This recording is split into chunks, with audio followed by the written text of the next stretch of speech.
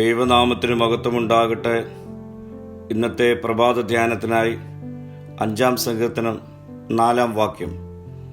നീ ദുഷ്ടതയിൽ പ്രസാദിക്കുന്ന ദൈവമല്ല, ദുഷ്ടൻ എന്നോടുകൂടെ പാർക്കയില്ല. ദുഷ്ടതയെ വെറുക്കുന്നതാണ് ദൈവ സ്വഭാവം. ദൈവത്തോടുകൂടെ വസിക്കുവാൻ ദുഷ്ടന് കഴിയുകയില്ല.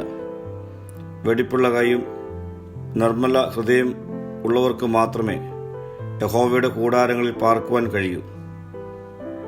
ദൈവത്തിൻ്റെയും ഭക്തിയുടെയും പേരിൽ ഇന്ന് നടക്കുന്ന നിഷ്ഠുരതകൾക്കും ഹീന കൃത്യങ്ങൾക്കും കൈയും കണക്കുമില്ല. ഈ ലോകത്തിലാണ് നാം ഇന്ന് ജീവിക്കുന്നത്. ദുഷ്പ്രവൃത്തി ചെയ്യുന്ന ഒരുവനും യഹോവയുടെ അതിഥിയായിരിക്കില്ല.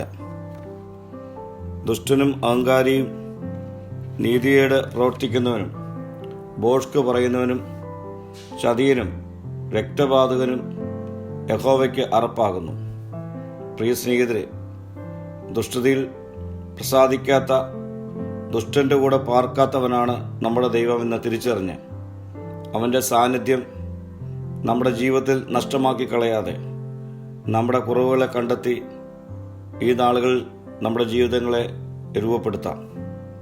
പ്രാർത്ഥിക്കാൻ. കർത്താവേ, ദൈവസ്വഭാവം തിരിച്ചറിഞ്ഞ് നിന്നോട് ചേർന്ന് നിൽക്കുവാനുള്ള കൃപ എനിക്ക് നൽകണമേ. മഹത്വം നീ എടുക്കണം. യേശുവിൻ്റെ നാമത്തിൽ തന്നെ. ആമീൻ.